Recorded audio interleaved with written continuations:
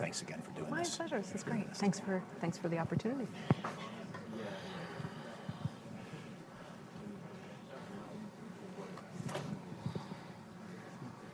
Well, welcome to the Brookings Institution. I'm Melanie Sisson. I'm a member of the Strobe Talbott Center for Security, Strategy, and Technology. It's a real pleasure to be here today with Mike O'Hanlon, Mackenzie Eaglin, and Stephen Tankel.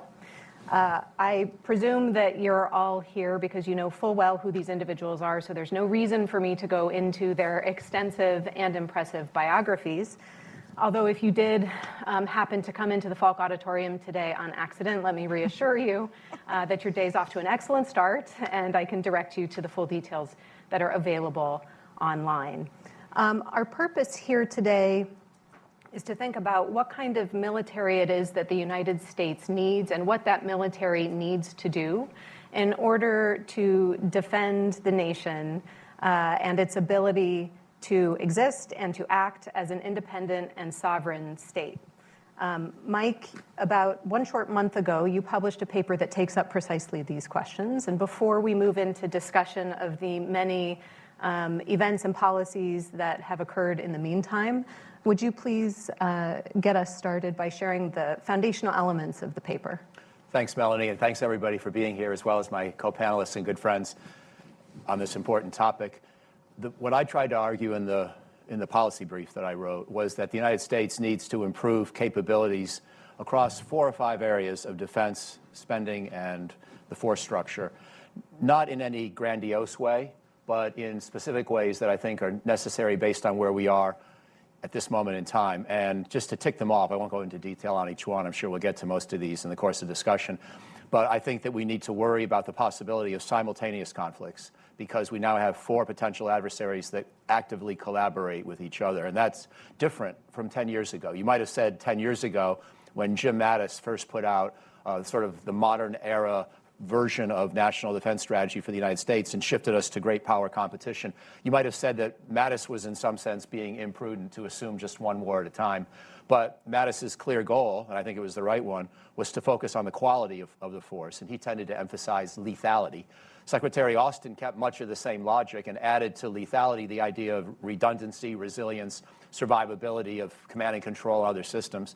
And I think that general logic was correct for where we had to reprioritize in that time period. But at this juncture, I think we're going to have to think a little bit more about the possibility, not of 4 full-fledged wars at the same time, but about deterring opportunistic aggression if we get involved in one fight in one place. I will say one more word about that, but first let me just tick off the other areas where I think we need to consider increasing capability. And by the way, I wind up advocating an annual defense budget of around $950 billion, national defense budget for the United States. Today, it's just under 900. So I'm advocating for a modest real dollar increase above and beyond the rate of inflation and then staying at that higher level. And this is not quite the same thing as Secretary Hegseth, who I think is actually conducting a useful exercise to ask people, how would you cut 8% from your budget if you were required to? Let's just have a blue sky thought experiment. But I think it's not actually going to be realistic to do that, even if you want to reprioritize. There are just too many needs in the existing force structure and existing mission mix to be able to find 8% reductions. That's my bottom line, and we'll get more into that as well. But the other areas where I think capability needs to increase, we now have a dilemma that we have 2 peer rivals, both of which want to be nuclear superpowers. One already is, of course, Russia, and the other is rapidly moving into that domain. So the idea that we can just do old-fashioned bilateral arms control and force sizing vis-a-vis Russia is becoming, I think, obsolescent. And there are various options we could consider. I don't really want to see us go for an offensive nuclear buildup. And even if we did, Russia and China might reciprocate. So I'm more interested in exploring the space of limited air and missile defense, and would give Rob Sufer and some others at the Atlantic Council credit for pushing this debate, as well as friends over at CSIS, Tom Carrico and his team. And I'd like to talk a little bit more about that in the course of the conversation. The defense industrial base. Give the Biden Pentagon a lot of credit. They really started to take this problem seriously, but they only began to address it. We were at the very early stages of dealing with supply chain and supply bottlenecks and lack of resilience, lack of surge capacity. We've seen this through COVID. We've seen this through the Ukraine and Gaza conflicts. And I think we're going to have to keep on this job. Maybe some more additional resources will be required there as well. And the last point that I would make in this opening would be to say that we need some greater robotics capabilities deployed to the Western Pacific to better fend off the prospect of a Chinese attempted invasion of Taiwan. I don't think the Chinese can do this today, and I don't really think they're planning to do it in 2027. Xi Jinping giving his military the goal of being able to do that is one thing. It doesn't mean that the military in China will accomplish that goal or that Xi Jinping really wants this war. But I still think we want to over-insure against this conflict because it would be so devastating for the world if it happened. So in a nutshell, those are my priority areas, most of which would lead me to advocate for roughly $10 to $15 billion in added resources each year going forward indefinitely at a permanently higher level. But on the question of the four rival simultaneity problem, let me just say one final word and I'll be done, which is that imagine we're fighting China over Taiwan, heaven forbid. If that war happens, the future of civilization is at risk. But I don't think we can dismiss the possibility. We also need to make sure that Russia, North Korea, or Iran would not see such a moment as an opportunity to carry out a regional aggression that they had otherwise been deterred by attempting because of American power. But now with the United States explicitly planning its forces around the idea of just one war at a time, they might rightly or wrongly conclude that if we're preoccupied with China, we can no longer deal with them. Now, I'm not suggesting we have a four-war capability. The United States has never had that in my understanding of our military history. But I do think we need some ability to deter and also hold and prevent the worst from happening in each of the other three theaters if indeed we wind up fighting China over Taiwan. And just in a nutshell, to give an example of what I think we need to do, I believe we need land-based air and missile defense in the Middle East that would not require aircraft carriers, that could stay there even if we fought China and needed to swing most of our Navy to the Western Pacific, and that could help Israel or another ally fend off the kind of huge Iranian missile and drone attacks that we saw in April and October of last year. So I would size a capability to roughly that scenario. There are other ways to think about having an anchor in the Middle East, even if we fight China over Taiwan. Others will maybe have different takes on what would be an acceptable hold and defend core force. But the nice thing about this kind of logic is it doesn't require huge increases in force structure, but it also doesn't allow you to cut. And so again, Mr. Hegseth has a good idea looking for efficiencies. I think we're going to do well to find $10 billion a year worth of efficiencies, and I think we need more like $60 billion a year of additional spending on these other mission areas. So that's why I wind up advocating a $950 billion a year national defense budget going forward, which, by the way, puts me to the right of not only most previous Brookings books, but even, I think, the House Armed Services Committee, the Senate Armed Services Committee, and the Republican Secretary of Defense. So it's a fairly unusual position for me in my career, but that's where I am. Thanks for the chance to lay that out. That's a really wonderful and concise overview, and I should note that the title of the paper, for those of you who wish to go read it, is Peace Through Strength in the 2020s. So well worth a read. Mackenzie, I want to give you the opportunity to offer any reactions that you might have to what you've heard Mike describe. Well, as per usual, I agree with everything you said, and I think that's the perfect scene setter because we are in the terrible 20s. It's where our conventional and strategic deterrents are both at a nadir at the same time. Typically, historically, we don't take risks like that, and everyone can count around the world, all of our friends and all of our enemies. So Beijing can count the number of, LRASMs, how quickly could you or could you not sink our fleet, our naval fleet, for example, and, how many nuclear weapons do you have on alert, how many bombers are ready to go. And everyone's paying attention, and I worry, except maybe until recently, except Washington, to the negative trends around the world where we see our eroding conventional deterrent, and there's no backstop in our nuclear forces as all three legs of the triad seek to get updated at the same time. So I get really nervous about the terrible 20s. And the bills are overwhelming, and they're rolling for all of the services, but they're all roughly due in this decade. Some are more urgent than others, like, for example, the bomber and the submarine legs of the triad. And they're like a Pac-Man, and they eat everything else that comes right after it, and you have to be able to do all the other stuff too, like modernize the conventional forces and make them more autonomous and unmanned across the board. Because what we lack for this potential, for a military that can throw punches but also absorb them as well and then deter another potential conflict, what we lack is mass. And the three things, on the highest levels that win a war are public will and support, of course, the national treasury, tax dollars or debt financed, and the defense industrial base. And we have sized our industrial base to match our war plans, which are for short, exquisite, high-end conflict that's over very quickly. Basically a missile exchange. I don't see any scenario of the four you talked about with those enemies as being a short missile exchange. And like I said, if everyone else can count but Washington, guess exactly what they're going to look for? The longest war possible with us. They understand our lack of depth in our magazines and our inventories, particularly as it relates to munitions. So terrible 20s, what we lack is mass. And mass is what we have to get us over the terrible 20s to where we can modernize both conventional and nuclear forces at the same time. And so that's why I'm encouraged actually a little bit by the budget drill, is because I think that's the ultimate goal of it. But I'll save that for more questions, Melanie. Stephen. I'll begin by agreeing with pretty much everything my two co-panelists said and add on to it. I want to go back, Mike, I think to where you started the premise, which is the adversary alignment that we're seeing between the PRC, Russia, DPRK, and Iran. And I think as we look at what the next national defense strategy will need to wrestle with, for quite some time, I think going into this new administration, the thinking was, yes, we will need to be wrestling with this question of are we sized for one war? Are we sized for two? Is it 1+, 1-4?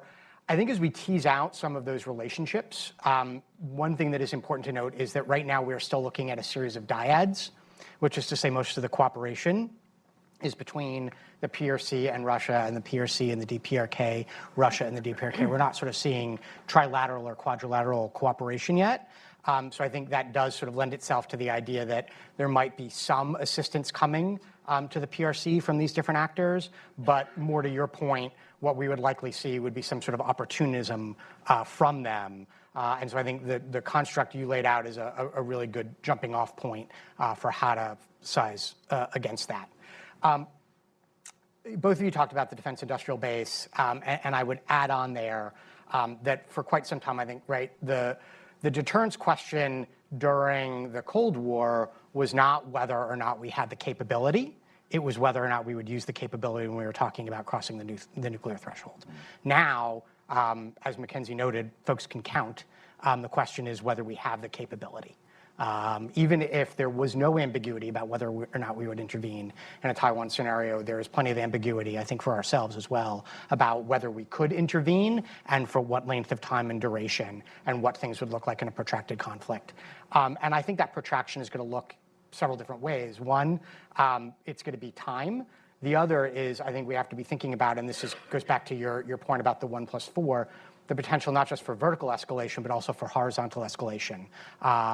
That the PRC itself could potentially seek to stretch the battlefield in different areas, or that we could as well. And so as we think about what our force needs to look like, we need to be factoring that into the equation. The other piece of this, we talked a lot about budget, is a question of time. And we can spend more. I don't know if we will. I think the 8% budget exercise has potential value if it forces a hard strategic look at where we're going to spend our dollars. The other factor here is just the amount of time it is going to take to build the types of mass that Mackenzie was talking about. And I think that's where, yes, we need to be looking in the uncrewed space, more robotics, more AI. But I wouldn't just stop there. I'd also note, if we look even at Ukraine, where UAVs have made a huge difference, they've also relied on conventional capabilities. And we're going to need that portfolio mix. So we're going to need more highly producible munitions, not just uncrewed platforms. All of that is going to take upfront time to invest in. That's going to cost money. But we need to be thinking about sort of how far out we can stretch this and what we could do to speed things up. That's not just an acquisitions problem, that's a production problem. The last point I want to make there, and I'll probably reiterate it a few times, is I am all in on the idea that we need to be focusing more on emerging capabilities, what we could do in the autonomous domain. And I would add to that, we cannot forget about the more baseline sub-tier components, critical minerals, other things that we need in our organic industrial base and our supply base that we're going to need in order to be able to build everything that we need to have a proper deterrent effect. Mike, did you want to respond to any particular element of that, or? Let me just give Steve and his colleagues who worked on the Biden administration effort on this a lot of credit, that they've begun to help us grapple with the problem of the supply chain and bottlenecks and potentially undependable sourcing and subcomponents and subcontractors. And I think Steve would probably agree. I won't ask him to say unless he wants, but they've made a very good start. There's a long ways to go. And so that's going to be where I think a lot of the defense debate's going to have to go. Mackenzie and I, well, she's too young, but she remembers, because she's a good student of history, that back in the 1990s, a lot of you will recall that we had the famous Last Supper.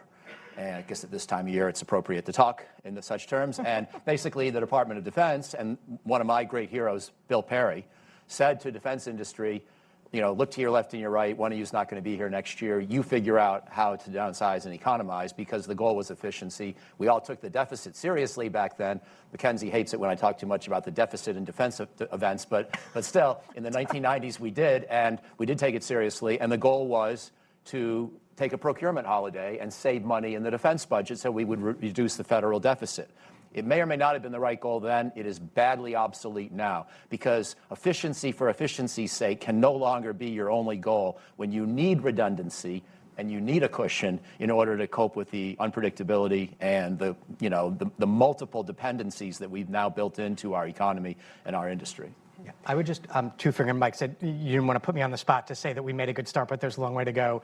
I would second that, and I would also point to the remarks from former National Security Advisor Jake Sullivan at CSIS on a big defense industrial base speech where he said, we've made a good start, and there is a long way to go. So I think that was something that was very much acknowledged by the Biden administration, was that, there were a lot of efforts that were put into place, some of which were a continuation on from things that started at the end of the first Trump term, others that were new, but that, while folks who are been sort of bird in this space for a long time, we're probably tracking on a lot of these challenges for a long time. At a high policy level, folks were really waking up to this in the last couple of years. And so, there's been an all-out sprint, but there's a lot of running left.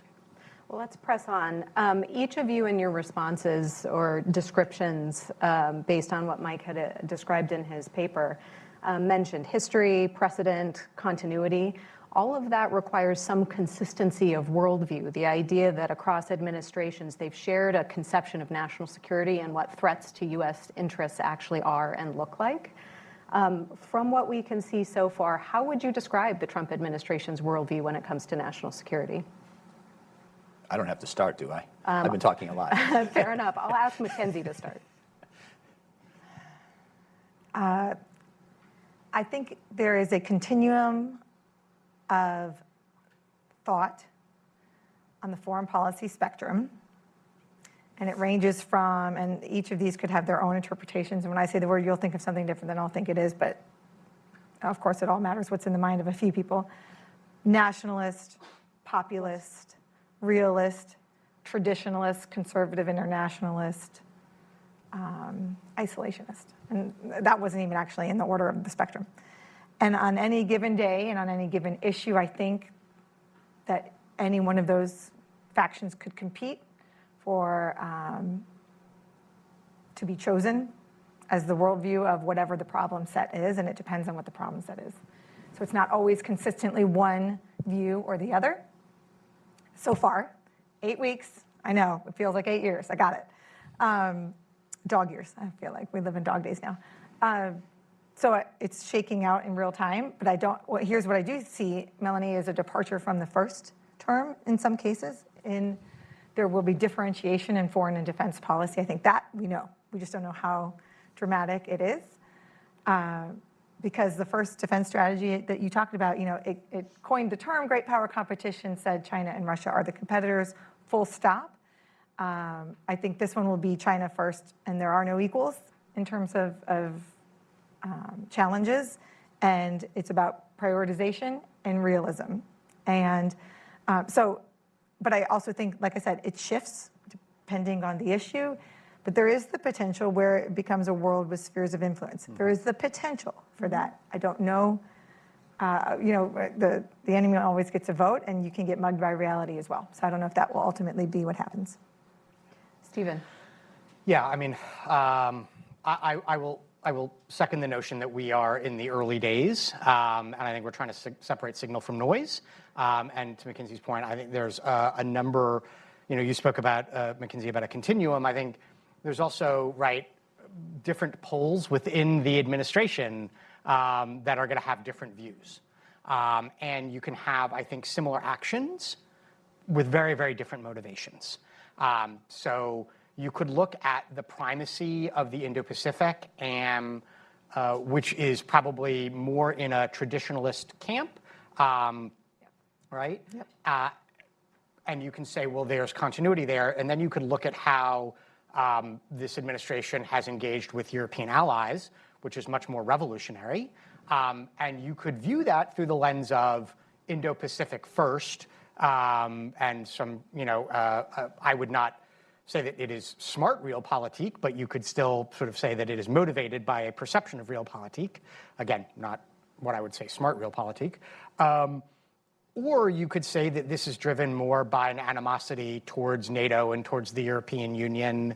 I think, ongoing relationships between, the president and how he views, Vladimir Putin versus Zelensky. I mean, all of these things, that's the noise, and it's hard to separate. And so it's hard to say how much of treatment of Europe is a function of Indo-Pacific primacy and how much of this is driven by other agendas. Really, really hard to shake that out right now. I think the other thing that we are very, very clearly seeing, which is, I think, where you get the talk of potential spheres of influence, but again, we don't know if that's really, really going to shake out, and we don't know if that's what the actual aim is much greater focus on the Western Hemisphere, through the homeland lens. And we're seeing that in terms of immigration being treated as a national security and a defense issue in ways that it has not been previously. We're seeing that in terms of focus on cartels and designating them as FTOs, and discussions of use of military there in ways that we haven't seen previously. We're seeing that in the focus on Golden Dome. All of those have much more of a Western homeland focus. How much of that is really driven by domestic politics? How much of that is driven by a national security worldview? How much of that is a function of different power centers that are strong and effective within the administration is hard to determine. The final thing that I will note is I think one thing that is pretty clear across the board is a preference for hard power instruments at the expense of all others. And that has been very, very clear in the way that DOGE has gone about its budget cutting and which entities are being shut down. Even there, however, it's unclear how much Elon Musk's actions in a budget cutting, departmental shutdown, no more Voice of America space is driven by a national security worldview versus what is seen as potentially low-hanging fruit, or this preference for soft versus hard power. And I think that further complicates and muddies some of this. But I will come back to where I started, which is there's very clear Indo-Pacific focus. There's a very clear, I think, homeland Western Hem focus. And there's a very clear preference for hard power instruments. Mike, what do you see? I like these comments, and they're very brave because it's so hard to tell where this administration's going. So I would just say two things. One, fundamentally, I don't know, And I don't yet know if Trump will wind up being seen as a disruptive president or revolutionary in American foreign policy. Disruptive meaning just different style and some different particular issues that he picks and decides to prioritize, and revolutionary meaning that he changes America's place in the world. I don't know yet how to predict. But on Ukraine, let me just add one note there specifically. I agree with Steve's overall point, but it's interesting on Ukraine, hard power is the one thing Trump doesn't want to use. And I agree with him. And so every day I wake up sort of with one eye half shut and the other one only half open, or out of fear that the news of the day is going to shock me even worse than yesterday. And I don't like the way President Trump's treated President Zelensky. And I think he's too friendly to President Putin, and I can make other critiques as well. But the sum total of what he's trying to do, in my mind, is not all wrong. It's still a long shot, and I still think that Putin in particular is going to be very unlikely to agree to terms that we would find acceptable and that Ukraine would find acceptable. But some of the worldview that Trump's bringing to this challenge, I agree with, and I'm hopeful that, therefore, it will wind up being successful in terms of ending the war, and ending the war in a stable and durable way, but also consistent with our longstanding commitments to our NATO allies. That's still possible. I'm not predicting it, but I'm not ruling it out either. Let's keep on with looking at a couple of specifics. Stephen, you mentioned the deployments to the southern border, and the designation of cartels and other criminal networks as foreign terrorist organizations. Secretary Hegseth has described this as a strategic pivot, and that may be theatrical of some kind, we don't know, or it may be meaningful. If it were meaningful, if this is a strategic pivot and we're going to be engaging in the kind of counterterrorism operations in our own hemisphere that we have done elsewhere over the years, what would that look like in terms of the composition of our force structure, posture? What changes would we need to effect to implement that? Mike, you get to go first this time. On the Asia Pacific, I think that we need to make sure a higher fraction of our Navy can be present in the Pacific than has been the case in the last 6 or 8 years, even as we've tried to de-emphasize the Middle East. I think we need to not just diversify our potential base access, but harden it and fortify it and prepare it for potential combat. Again, in the interest of deterrence, not in the expectation of an actual war, but of course those two things go together at some level. If you want to prevent the war, in some sense, you've got to prepare for it. And I think that we need more long-range strike capability coming out of the United States, as well as places like Hawaii, Guam, and Alaska, but also probably long-range unmanned aerial systems coming off of aircraft carriers that we aren't really building, and more robotics deployed in the Western Pacific permanently that stay there and don't depend on long runways or proximate aircraft carriers to project power in and around the Taiwan Strait. So those are some of the pieces. And what I would say is that roughly 10 years into the shift to great power rivalry, which is about how long we've been doing this, going back to Ash Carter, Secretary Carter, President Obama's last Secretary of Defense with his third offset, and then Secretary Mattis with his National Defense Strategy, Secretary Austin with his. Going through that period, we now had about 10 years to get after this problem, and we're probably about a third of the way towards what I would like to see us be able to do. I still think getting a third of the way puts us in a pretty strong position, because I'm a little more hopeful here than Mackenzie, so she'll probably want to go next and disagree with some of my points. I think that the Chinese know we still have the best military on Earth, and that they recognize we also use it a lot, and that we're pretty good at combat. It's sort of in our DNA, and it's certainly in our recent history. And I don't know if it's in their DNA, but it's not in their recent history to have done a lot of fighting. And I think they're wary. And Xi Jinping has replaced a lot of his top military leadership. He doesn't seem to trust it. He doesn't really seem to have quite the bravado that sometimes China, with its wolf warrior diplomacy of recent years, projects in other ways. So I'm not suggesting that deterrence is about to fail. But I still converge in policy with those who do think it's about to fail, because even if I think the chances of it failing are only 5%, that's still 5% too high for my taste. And so there are all these other things I'd like to see us get after more quickly. Okay. And Mackenzie, what would you see if we were going to start campaigning against FTOs in Mexico and in our own hemisphere? What would that look like? So I think you see it clearly reflected in the 17 protected areas of the Hegseth budget exercise, which is a reorientation to the two primary things. Warfighting readiness, particularly against China, and homeland defense as co-equal mission sets, separate but equal. And so you see that what are the protected, so the budget review that people are talking about, the 8% scrub, it's an attempt to cut in order to, in theory, reinvest all of that money into the protected areas that he's outlined, and there are 17 of them. And these reflect, I think, those two already priorities. And so it's things that Stephen mentioned, including, for example, Golden Dome, AKA an Iron Dome version, something for America. It's kind of like if a 10/7 and subsequent incursions into Israel happened from here in the U.S., can we defend against that, as well as, of course, Iran's capabilities, which can hit our shores, North Korea as well, and others. But it's also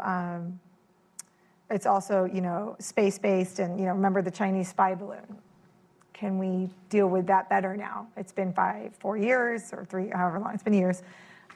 Those kinds of threats as well. Then you have the new threats. China has a new Earth-skimming missile that can come up unnamed through the southern hemisphere, down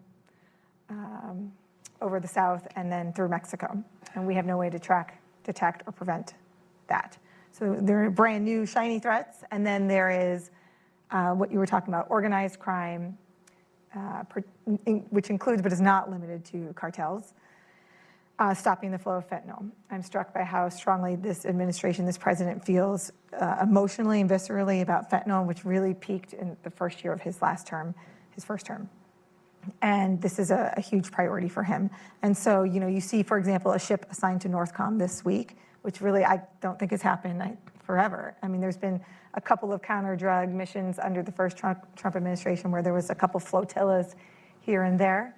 But typically they don't have naval assets assigned to the theater or to the commander. And you could also see some other realigning among the combatant commands and other things, which we can get into those details. But broadly speaking, you're just going to see more people and attention and spending on the capabilities for the hemisphere along the lines that I've talked about. Stephen, I actually want to push into Europe a little bit now, if we can. And there have been reports that the administration is considering handing over the role of NATO's Supreme Allied Commander, Europe. Can you help us to understand what that means, both strategically and operationally? Yeah, I mean, so, right, the Supreme Allied Commander for Europe, head of NATO, has historically been a U.S. General officer, always has been. And that, I think, provides the United States a significant degree of influence within NATO, the alliance. It is also an acknowledgement of the disproportionate role that the United States plays for Europe's own security, right, and as a member of the NATO alliance.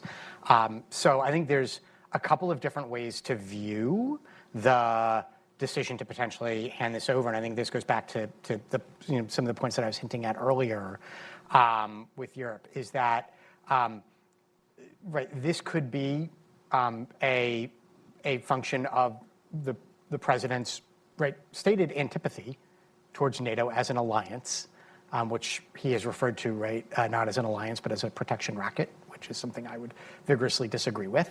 And that is what is driving this, that he wants to, and has tried to, he talked in his first term about leaving NATO, and that this is a function of ways in which to weaken NATO or divest the United States of involvement in NATO. This could be part and parcel of an attempt to get Europe to take more responsibility for its own security. Right, and not to rely as much on the United States, to do more, to be able to fight on its own and not rely as much on U.S. enablers, on U.S. Equipment and other things, in order to be able to focus on those other priorities, right, the Indo-Pacific and the homeland. Going back to previous comments that there are multiple poles within the administration and multiple views within the administration, something that I tell my children all the time, right, like, two things can be true, it can be both of those things. It could be, right, potentially that Trump has antipathy towards NATO, as do others, and towards the Europeans. And simultaneously, there's a desire to get the Europeans to do more on their own. I think the danger is severalfold. One is, I'm heartened to see that the EU is going to spend so much more on its own defense industrial base. In the last weeks, it had a European defense industrial strategy. It was putting some money towards that. It is now prepared to put a lot more. It is trying to fast track its own development of munitions and do more on its own. That's all well to the good. It comes at a potential cost, though, in terms of our ability to rely on our European allies, which we would do in a PRC warfight. And which we would do in many other instances as well. We rely on our European allies to be able to operate in Africa, in the Middle East. And unless we truly do want to see a return to spheres of influence where we cede Europe, right, to Russia, we want a stronger Europe, and the United States needs to be part of a NATO alliance. So, as I unpack all of this, I think it's difficult to say with certainty what the driving motivation is. I think what will be clear from this will be a weakened NATO and a weakened U.S. role in NATO going forward.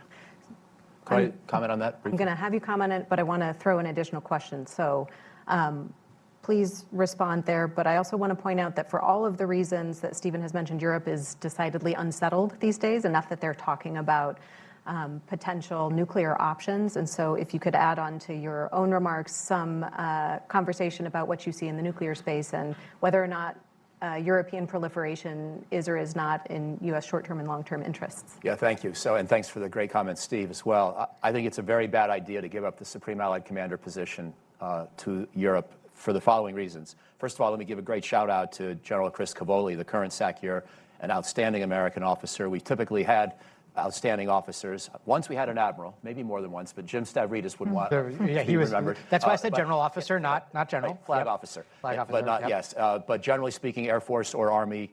And I think once, have we ever had a Marine SACEUR? Yes. Jim Jones, maybe. Anyway, you see the point. It's an American. The Secretary General is always a European. And also, it's an interesting little thing that some of you will know.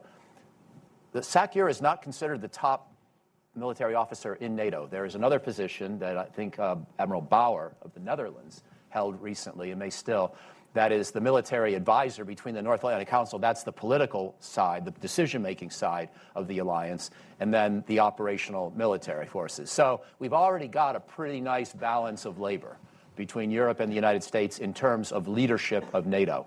And I think that's been a very good thing. Why would we want to unilaterally disarm, as Americans, so to speak, unilaterally give up the one key position that has historically been ours going back to Dwight Eisenhower, the first SACEUR? So I have a pretty clear opinion on that. And I'm willing to try to be flexible on some of the Trump tactics where I think that disruption's a good idea. This would be a bad idea. The United States still accounts for 2/3 of all of NATO's military spending. And unless you decide once and for all to cut the tie to Europe, which I don't advocate, we're still going to be the preeminent power. And we should want to have major influence, therefore, in all decisions. We will anyway, but why would we want to give up the military command of the operational forces? Which then leads to the nuclear question very naturally, because I think when you start to think about this, could Europe do more in its own defense? Well, Paul Stairs of CFR and I just wrote a paper this week trying to lay out some conventional capabilities we think Europe should improve on. For example, being able to have 10 to 12 brigade combat teams and associated air power to defend the Baltics and the eastern flank in general, which NATO does not have. NATO, Europe, and Canada do not collectively have right now. So that's a doable proposition. It would take work. It would take new resources and a reorientation of existing resources, but it's doable. At, I think, less than 2.5% of GDP across NATO Europe. What's not doable, in my judgment, is NATO actually going toe-to-toe with the Russians in nukes. Who's going to do that? This is where you get into the dilemma that after the United States is taken out of the equation, NATO is a wonderful alliance of a lot of mid-sized and small powers. They are powers, they're capable, but there is no natural leader within Europe for the Western defense of the European defense of its own territory or its own collective space. So is France, with 200 warheads, as feisty and proud as the French can be, is France really going to be counted on in a crisis over Poland or Lithuania or Latvia, with Russia sitting with 6,000 nuclear weapons, France with 200, and trying to checkmate the Russian nuclear deterrent with its own force de frappe? I don't think so. Is France going to embark on a buildup to have 2,000 warheads instead of 200? They could if they really wanted to, but politically, the French polity is not going to do that. They're not going to devote the resources to do that. Do we really want Germany to go down that road and build up a 2,000 warhead force? I think asking the question answers the question. So when you, and I trust Germany, it's not the same as it used to be, but you see my point. We don't really want to ask Germans to become the world's #4 nuclear superpower. So there's just no good answer to the question of how do you replace the American nuclear deterrent with a European nuclear deterrent. We should stay engaged in NATO, and one of the big reasons is, even though we don't intend ever to use it, we have the nuclear backstop that at least checkmates Russia from thinking it can make nuclear threats and get away with it. Mackenzie, there also have been reports that the Trump administration is thinking about reducing and reorganizing the combatant commands and headquarters. Recognizing that we, of course, don't have the details, even on what sort of notional plans they might or might not be considering, what do you think about the general idea of that kind of restructuring? I like the disruption across the board, meaning insofar as even if you just disrupt and settle back on a similar answer, at least you've lifted the hood, you've shook everything up, you've asked everyone to re-justify their existence, and like I said, if you settle back on what it was, great. And if you don't, and there's a better idea that emerges to better reflect reality, great. A lot of structures and processes and organizations that have stood up since the Department of Defense became such in 1947 and then was updated with Goldwater-Nichols just stay in place and get added onto with new barnacles of bureaucracy, and very little ever gets taken away, very little. You can think of the occasional high-profile casualty organizationally like Joint Forces Command, but otherwise, not much changes. We just add Space Force, Undersecretary for Intelligence, Undersecretary for Research and Engineering. Everything just is additive. It's very rare that this town scrubs and deletes. Can you sunset outdated work requirements now that we live in an information age in the digital world? Yes, the answer is clearly yes. Do you want everybody to go through boot camp, even if maybe you need that for math, but maybe you don't need the accountants. Maybe you do, maybe you don't. I don't know. Ask the questions. So I'm fine with a relook at the combatant command structure. It's also not a new idea. It's been out there for a long time, being pushed by, no surprise, Special Operations Forces and SOCOM. Basically, they started saying in the height of the wars, I'm sure you got the briefing too, basically the world is the battlefield for what we're doing, in 120 countries on any given day, killing bad guys. But with cyber and space and satellite and jamming and critical infrastructure, there are no national boundaries when it comes to this stuff. I mean, there are and there aren't. Everybody's in everybody else's infrastructure. Everyone can turn, the big guys, everyone can mess with each other's populations very quickly and make them very vulnerable. And so the thinking was, there's no geographical boundaries don't matter in terms of how combatant commands are carved up, particularly the geographic ones. I'm not talking so much about the functional commands, which do things like transportation or nuclear weapons, et cetera. And so they've been pushing that argument for a long time, and it's worthy of that consideration, particularly in the light of what Michael talked about, which I'll coin the League of Darkness, axis of resistance, upheaval, whatever your term is. But we all know the four actors we're talking about, which is Russia, China, North Korea, Iran. While it may be bilateral to some extent, Stephen, the cooperation is increasingly overlapping, extensive, and broadening, right? North Koreans dying for Russia and Ukraine is astounding. And before they died there, they sent every 155 shell they had on the shelf in the warehouse. But it's tech sharing, it's drone, know-how, it's facilities, it's infrastructure, it's energy, it's sanctions, evasion, it's trade and cooperation to prop up each other's economies to keep the wars going. I mean, this is extensive working together. And that, to me, makes the case of these artificial lines drawn on the map, they're relevant for some questions, and for others they're not. I'll wrap up with so what relevant some questions might there be? Well, different threat profiles in these regions as they're artificially constructed now tend to have a service favorite or a preference, which capability and expertise and certain, branches of the armed forces are dealing with that problem foremost. And it's over different, temporal dimensions, risk profiles, and capability sets that you need. So in that case, you could say, all right, so we're going to stick with the unified command plan, but we're going to scrub Goldwater Nichols, we're going to update it, sunset what's not relevant, and we really need a global force management, rein in, which this team would rather, you could leave the combatant commands alone and just rein in the demand set from the COCOMs and work it from the bottom up, I guess you could say as well. Stephen, I'm going to give you the last word on these topics, and then we're going to pull in some audience questions that we received prior that lend themselves to an actual lightning round, and I'm going to enforce it as a lightning round. And then we'll turn to some questions for the audience. So I'd ask those here in the room at Falk to start thinking through what it is in terms of questions that you might like to pose to our panelists. So, Stephen. Great. I'll make a few points, not necessarily all related. I mean, the first is, so Mackenzie, I fully concur with you that the cooperation that we are seeing between the four different adversaries is becoming increasingly extensive. The Biden administration developed a national security memorandum to counter adversary alignment.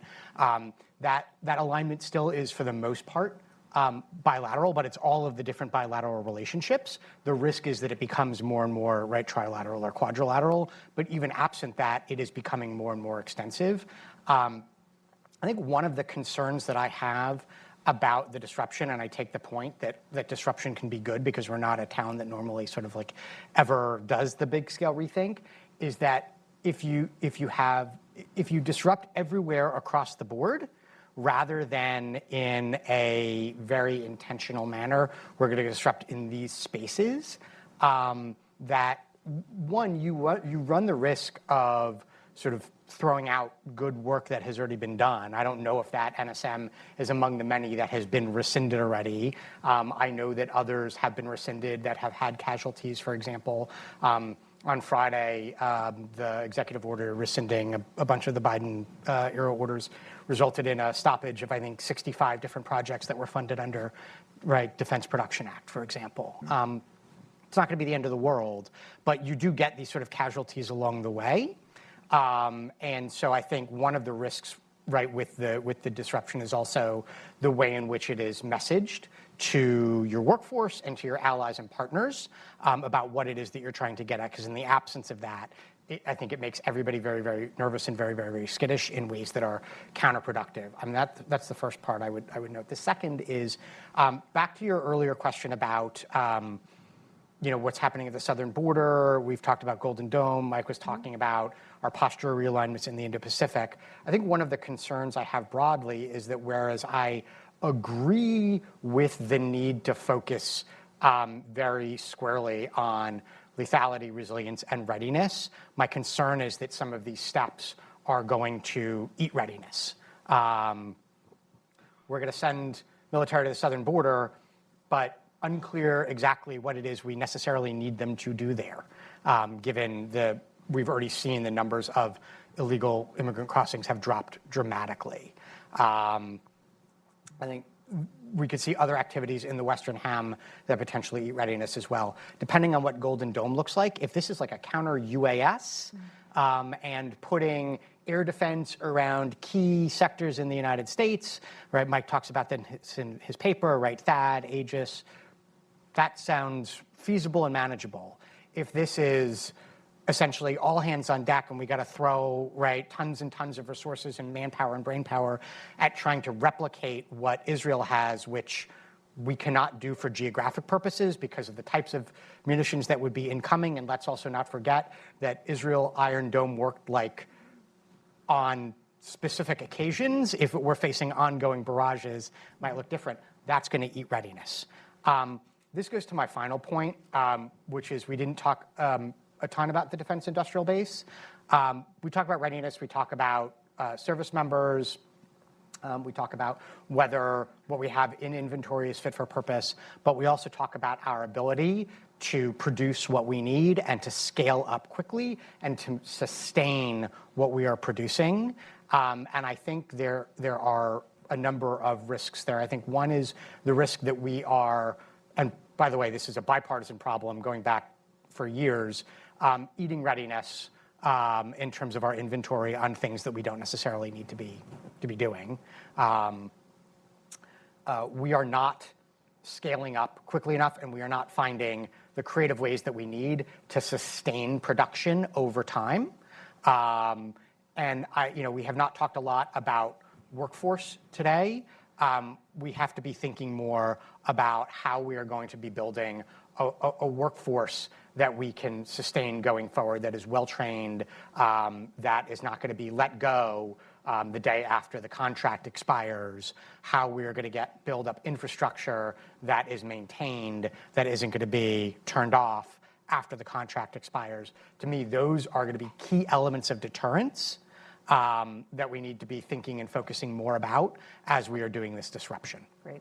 Well, because we have such a prescient audience, some of these lightning round questions hit on a couple of the topics that you've just raised. So I'll start, I think, with one which is just a simple yes, no, truly, yes or no, right? Are American weapons too complex and hard to manufacture? Starting with you, Mike. No. Mackenzie? Yes. Sometimes? Cheater, you have to pick one. Yes. Thank you. The second, are you worried that the DoD workforce will have a difficult time regenerating with fresh talent after a purge of probationary employees? Yes. Stephen? Yes. Clear yes. Mackenzie? TBD. Disallowed. No. Yes, but it's much deeper than the recent events. Nope. That's a yes. Okay, the final question is really a high, medium, low. So you have three options this time. What are the prospects for military base closures abroad? Europe, Africa, Middle East, Latin America, Asia Pacific, and via BRAC, base realignment and closure policies here at home. High, medium, or low, please. Mackenzie, you go first. High. High. Mike? Prospects? Prospects. So will it happen, not should it happen? Correct. Mostly no, except in Europe. No, high, medium, or low? Medium. Okay, and Stephen?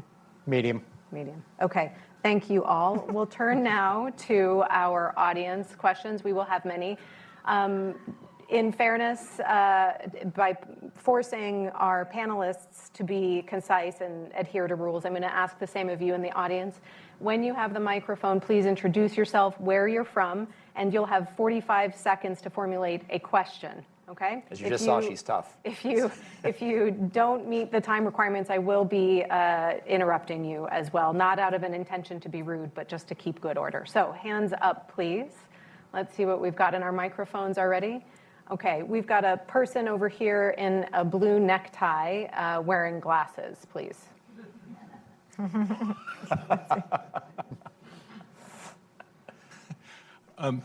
Thanks, moderator. I'm Jeff Feltman from Brookings. Thanks very much for the comments from all three panelists and the discussions about supply chains, inventories, the types of weapons we need, types of budgets, et cetera. Could you talk about recruitment of the fighting force we would need for a long-term wars to deter or to prepare, since there's already a recruitment problem, and does the removal of officers have any impact on the recruitment process? You want to start? It does. It could. The recruiting challenges that were accelerated by COVID but weren't caused by COVID. It was not the causal foundation. These trend lines were sadly already underway, but they got worse even after back to work and that sort of thing. And what I worry about is, it's like an air bubble in the garden hose, or when the snake swallows a rabbit, or pick your favorite metaphor. Also, eventually that trickles, there's a gap in the force, So now you would have like a E2 gap, there's like a bunch of people at E3 and E1 doing the work of the missing E2, right? So you also have that, and then the impact on retention. When people are saying, well, now I'm doing two jobs for one. And so the recruiting challenge is one that is never just fixed. It's something every year, it's a senior leader problem. I think the solutions so far that were started under the last team will be continued by this one, and they're a good patchwork. But I think overall, if you're talking about the long war, we have nothing in place right now to, every commission report that I've ever seen or read in the last 20 years has talked about the need to talk about mobilization and plan for it, large scale, meaning out into the real world of pure civilians. And we have not done that.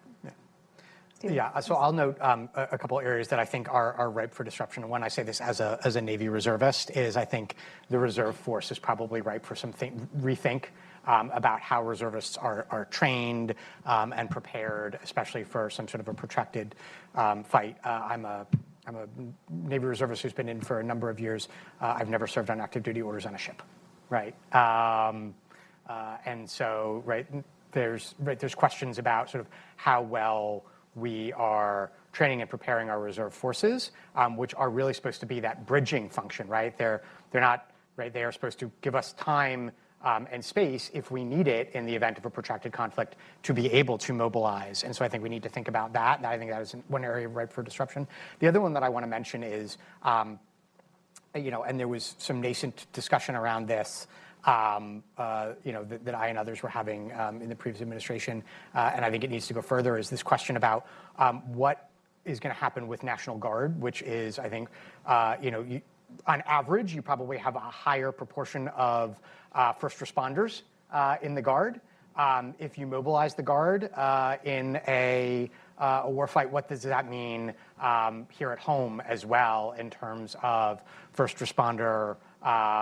So we've got, I think, across the board mobilization challenges for society. That is really, really, really hard to engage with and talk about because of the sacrifices you're potentially asking people to make. For something that is quite abstract at the time, but certainly I think there needs to be more planning done on that.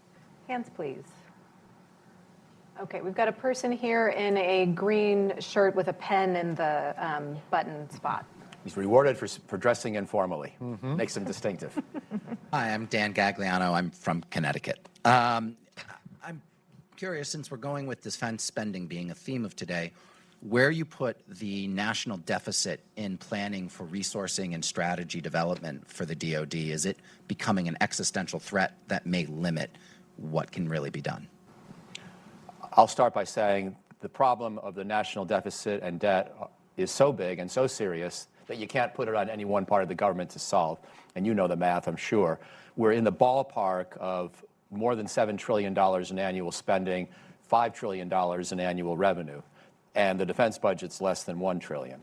So just those are very round numbers, but they underscore that you're going to need a whole of government effort. I'm advocating a slight increase in the defense budget.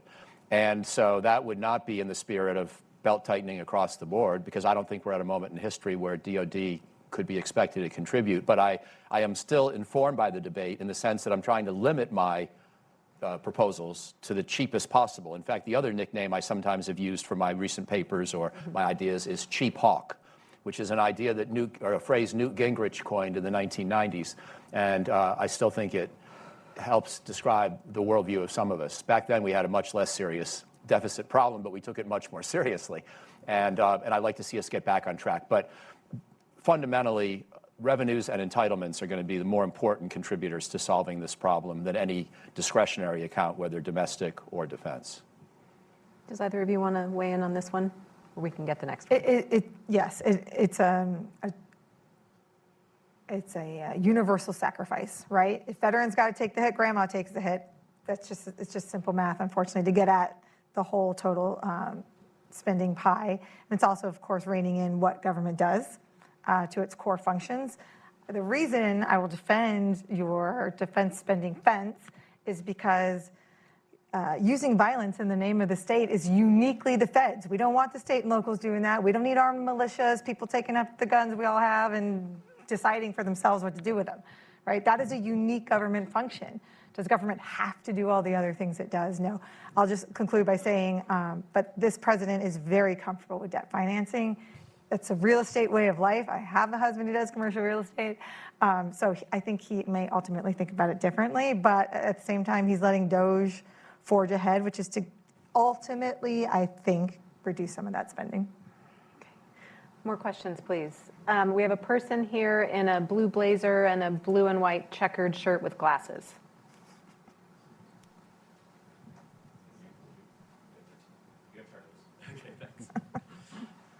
Stuart MacDonald, British Ministry of Defence.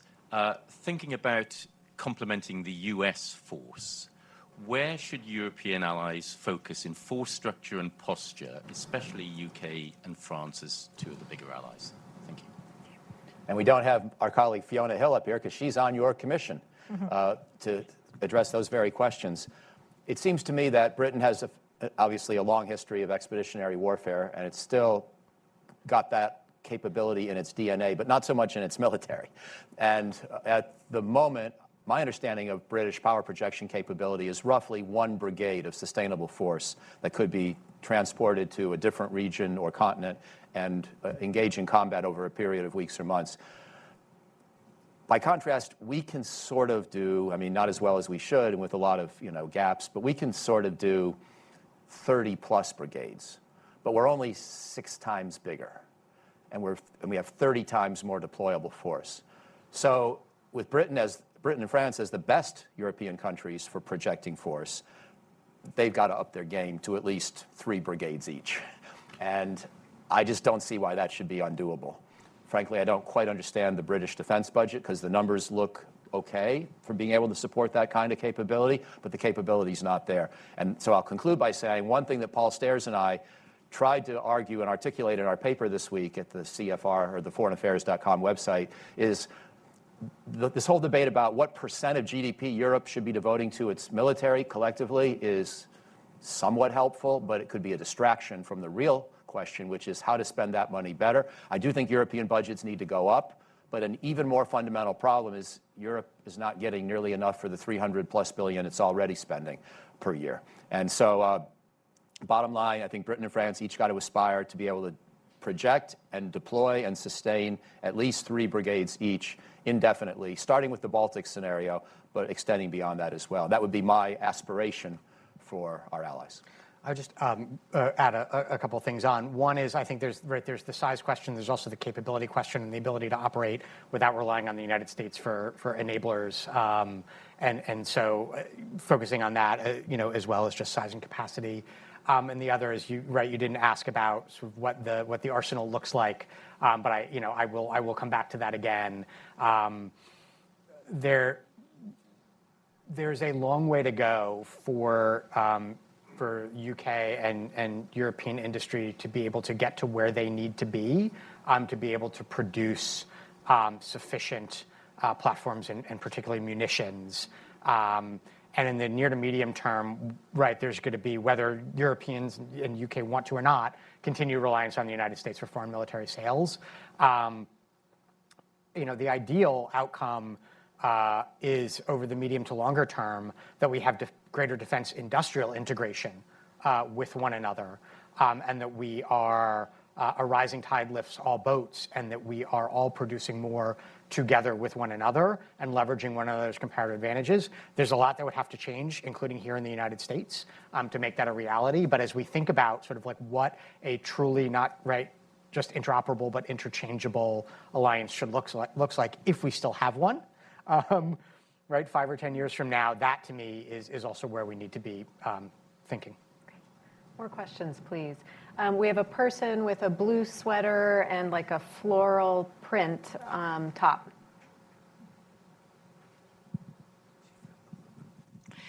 Hi, thank you.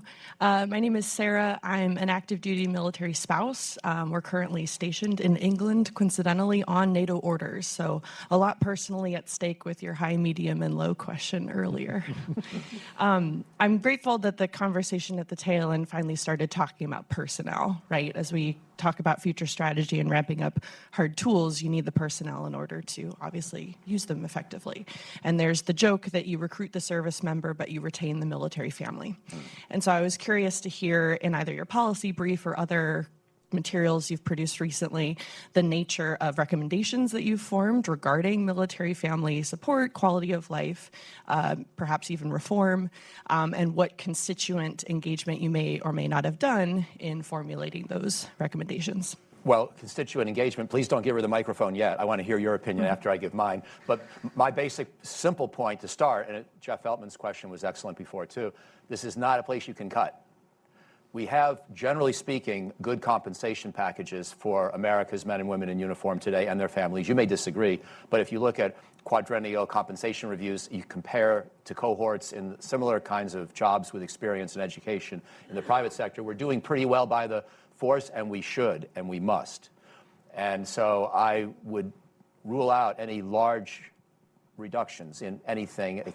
You could debate commissaries, you can debate exchanges, and you can also, of course, always look for efficiencies in healthcare. So not everything has to say exactly where it is, but generally speaking, Secretary Hegseth is not going to get any of his 8% out of personnel. That would be my starting point. But I wondered if anybody else wants to comment, and then also if you want to comment. I want to give a shout out to a colleague of mine from NSC under the Biden administration, who was the driving force behind the policy that allowed military spouses to be able to telework so that they could travel with their spouse to a new location without losing their job. Right? To me, that encapsulates like a good creative policy solution in a way that works at the individual level and provides the care and respect that we should all have, right, for uniformed military and their partners. I tell my wife all the time people should be thanking her for her service, not me, right? And also has the net benefit of helping boost retention. So I just wanted to mention that because I think that was a really good policy that came out of the last term. Anything you'd add? Sure. Well, yeah, very, very familiar with the gains in employment access under the last administration, which, yeah, we supported and commend. I would say, from the kitchen table conversations that both folks like my family and folks in our network are having, there's kind of two parallel concerns that I think are contributing to some of the retention efforts. I mean, number one, serving in a force where direction feels volatile and uncertain, and we're ramping up for ops tempo that can feel unprecedentedly scary, to include new missions in the Western Hemisphere that feel to be expanding beyond legal authorities. That's like one big kind of existential factor that I think a lot of families are having serious conversations regarding. But then on kind of the base level quality of life existence, while improvements have been made in the employment sector, there's a lot of gaps when it comes to just rights and safeties and protections. And I would say that is exacerbated when you are a family that does not look like a, white, straight family unit. And so plugging a lot of those gaps, some of which wouldn't even have to cost you toward your new budget increase, would be certainly where we would recommend starting and analyzing. Thank you. Yeah. Thanks for the question and for engaging in the conversation. We have a person in the back with, I think, a sweater and some glasses there, please. Hi, my name is Mark. I'm from United Daily News based in Taiwan. We touched upon the U.S. military industrial base where it stands right now. My question being, how can we truly mobilize and speed up the production? And another question related to that is that President Trump's policies still remain ambiguous. One hand, he's saying that he wants to build the greatest military in the world, but on the other hand, he's saying that he wants to sit down with China and Russia to cut down the defense budget. So I'm just wondering, how serious is Trump? Do you think that President Trump is about up the production of military industrial base? Thank you. Either or both for you to answer. Would you like? Sure. So I'll start with how do we ramp up. So I mentioned earlier that I think one of the challenges with the defense industrial base is a function of time, not just money. You can say I want more air defense interceptors, right, or another Patriot battery, and the answer will be great. You'll have one in 3.5 to 4 years. And so I'm not going to be able to solve this in one answer, but I'll tick off a couple of things. One, there's a lot of good thinking and work being done, both at the department and on the Hill, about acquisition reform, in ways in which we will speed acquisition, do a better job of buying things that the U.S. military needs, and hopefully shedding some of the legacy systems, speeding up those processes, bringing new competitors into the marketplace. All of that is going to be to the good. I will also note I'm thinking more from a requirements perspective about a portfolio approach. I have an air defense problem against UAS. Go find me a solution, right? Industry, rather than I'm going to spend 2 years and come back to you with I want you to build this end state item that is probably already overtaken by events by the time you get there. So I think there's a lot of good thinking that we wanted to continue on that. I think we also need to start thinking more creatively about how to incentivize through means other than just trying to do multi-year procurements or boosting demand in the short term, building more production infrastructure capacity. Some of that is about the government investing in machining tools and other sub-tier components, critical minerals, things that I've mentioned, work that's being done on supply chains. Some of it is also thinking about public-private partnerships with industry. What is industry going to commit to in terms of maintaining excess capacity, even in leaner times? Same goes for workforce. How do we start thinking more strategically about a workforce within the defense industrial base that really, to my mind, should be considered at least part of the national security workforce? What can government do to incentivize not just recruitment, but also retention, so those folks aren't sort of let go the minute the contract ends, in ways that also make business sense for industry, because we're not in a command economy right now. I don't think we want to be, right? And so ultimately, at the end of the day, we need to find ways where, for the defense sector, there's a business case for them to move forward, but it also meets our national security needs in a way that, quite frankly, right now, we are not. So those are just a handful of ideas there. Does either of you want to weigh in, or should we take one more question? One more question, please. Let's go over on this side. There's a person, the only person with a hand up over there. Hi, thank you. I'm Mikhailo Duminsky. I'm Ukrainian priest, military chaplain. My question is, what do you think, what situation will be much dangerous for US if the Russian wins the Russian war against Ukraine, or if it will lose? Thank you. You want to try that? I want you to start. I'll start. She'll clean up what I say. If Russia were to win this war, and by winning, of course, we could have a conversation what that means, but the initial fear was that Russia wanted all of Ukraine, or at least the overthrow of the Zelensky government and replacement with a Belarus-style puppet, if you will. I think that Putin would have felt that his worldview was vindicated, and he seems relatively indifferent to the lives lost, even on the Russian side. And so I think he sees himself in grand historic terms with Catherine the Great, Peter the Great, Vladimir the Great, and he thinks that the course of history justifies the sacrifice. So if he gets what you're talking about, it's very, very bad, because I think he starts to wonder, can I do the same thing in Latvia and Estonia, with the Russian-speaking populations, Moldova? I don't know if he would really want to attack Poland, but he might take on Lithuania just because it's the way over to the Kaliningrad enclave. And so the temptation is going to be there if he wins. And if he wins, it will also be our collective failure. Let's face it. And by the way, let me salute you and your countrymen and your president. And I think, I'm not going to ask for a show of hands, but I think a lot of people would in this room agree with me and in our country that your courage and your performance on the battlefield have been amazing. But having said that, you are outgunned, outnumbered, and we don't know where this war is headed. So I think it's crucial the United States understand that it's one thing to sort of try to freeze the conflict where it is. That's a partial Russian win, but it's also not a complete Russian win. It's something else entirely if Putin can feel vindicated in his fundamental objectives being satisfied, because then I think that makes him, there's a very high chance it makes him greedy and ambitious to cause more mayhem in Europe, including on NATO territory. So I think the stakes are still quite high. Okay. We have time for one other brief intervention from either or both of you, and then with apologies, we are going to have to end our time. Would either of you? If strong men respect strength and power, then that needs to be the ultimate thing in Putin's head when this is over, however it ends, on all sides. So we need it, you need it, he needs to understand it. Yeah, I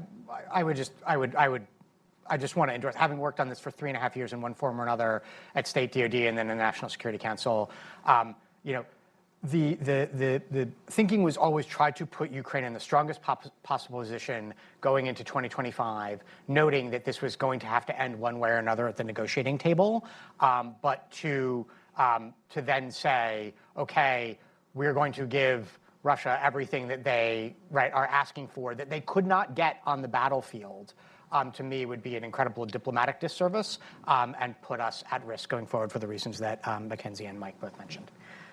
For those of you who were not able to forward your questions today, I hope you'll come back next time and try again. Thank you for joining us, and if you would please join me in thanking our panelists for their time today.